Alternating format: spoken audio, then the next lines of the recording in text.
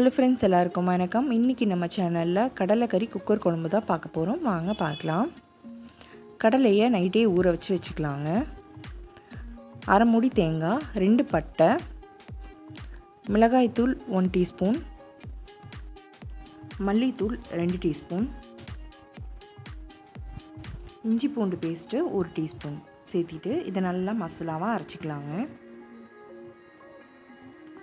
இப்போ குக்கரில் கொஞ்சமாக ஆயில் விட்டுட்டு கொஞ்சமாக சீரகத்தை தாளிச்சிக்கலாம். ஒரு பெரிய வெங்காயம் சேர்த்திட்டு நல்லா வதக்கிக்கோங்க. இது கூட 1/4 டீஸ்பூன் மஞ்சள்தூள் சேர்த்தி அதையும் நல்லா வதக்கிட்டு 2 பெரிய தக்காளி சேர்த்திக்கலாங்க. சேர்த்திட்டு நல்லா வதக்கிக்கலாம்.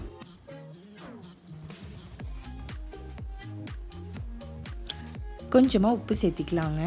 தக்காளி சீக்கிரம் வதங்கிடும். இப்போ நம்ம அரைச்சி வச்சுருந்த மசாலாவை இது கூட நல்லா சேர்த்திட்டு இதையும் நல்லா பச்சை வாசம் போக வதக்கி எடுத்துருங்க.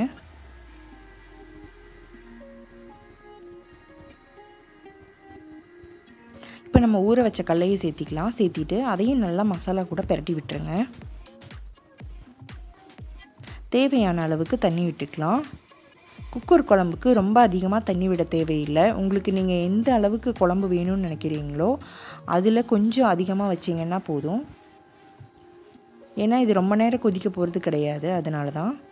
இப்போ இன்னும் கொஞ்சம் உப்பு போட்டுட்டு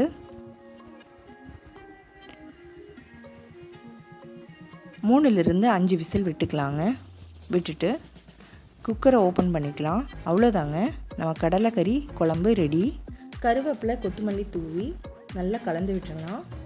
நம்ம கடலைக்கறி குக்கர் குழம்பு ரெடி ஆயிடுச்சுங்க. இந்த ரெசிபியை ட்ரை பண்ணி பாருங்கள். இந்த வீடியோ பிடிச்சிருந்தா லைக் பண்ணுங்கள், ஷேர் பண்ணுங்கள், மறக்காமல் சப்ஸ்கிரைப் பண்ணுங்கள். தேங்க்யூ.